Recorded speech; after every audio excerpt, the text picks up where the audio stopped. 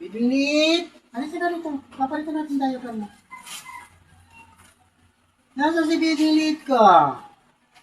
Halika na. Halika na. Halika na. Malabas ka dyan. Papalit daw, diaper, papalit. Labas na. Nalabas ka na. Nalabas ka na. Labas sa lungga, labas. Ang bigat.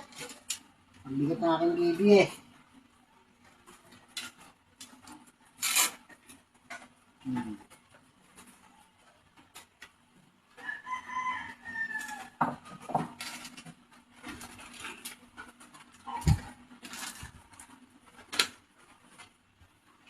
Pumasan natin ang pututoy.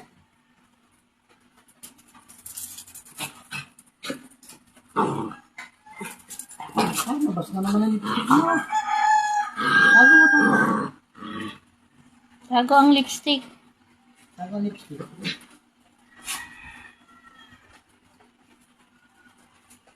And hindi po kasi pwedeng walang diaper si Shelo kasi pag wala siyang diaper, nababasa po yung kanyang paa. Marami na kasi siyang magwiwi ngayon. Hindi katulad nung dati na maliit pa siya. Konti-konti lang siya magwiwi. Ngayon, isang wiwian niya, baha na. Kaya kailangan po talaga naka-diaper siya.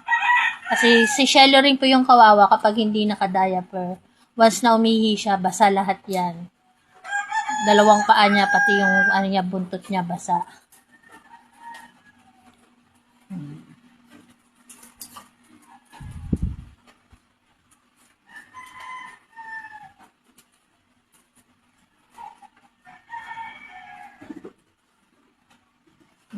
Bait-bait yan eh. Oh. Hinihintay niya lang si papa niya eh. Oh.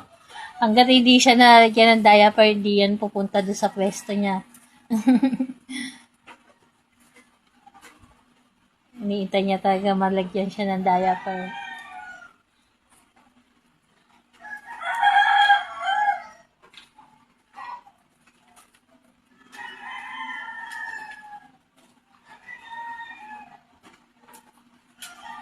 Hindi ka para matulong yung pututoy mo.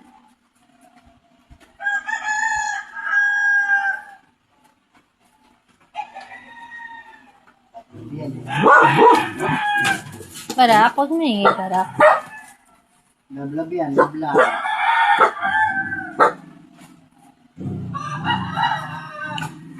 Milky, hayaan niya yun sa labas.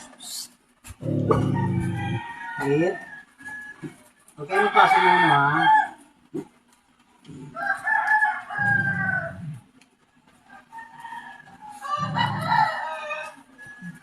Ayan, tingnan niyo po. Tapos na siyang lagyan ng diaper. Pupunta na yan doon sa pwesto niya. Watch me, nenay na. Watch me, nenay. Sige na, watch mo yung nenay na. Ayan na. Watch mo yung nenay. Barak, wag maharangan, Barak. Sige na, watch mo yung Ayan nenay. na. Watch me, nenay. Pakita mo paano mag-watch mo yung Barak, nenay. kusog ka, Barak.